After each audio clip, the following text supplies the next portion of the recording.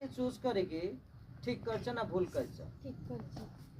नहीं को मूल माने एम करके मो ठीक करछि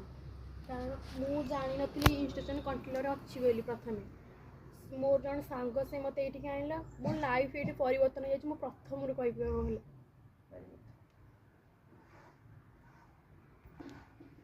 वर्तमान संपूर्ण है नहीं ए परिवर्तन को आगो को करबा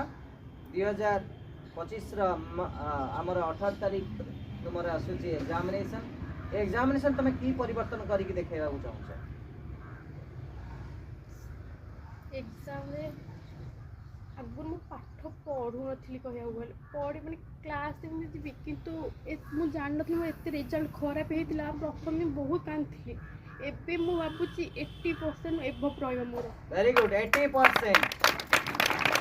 सीमा 80% आपको देखेबे हमें माने मोर 60% भी नथिला तर 10th रे ताले ए जो तुमे एते जो परिश्रम करि पारुछ 80% रखियली दम नउछ एटा तुमको की सिखैछि एमएनसी राइट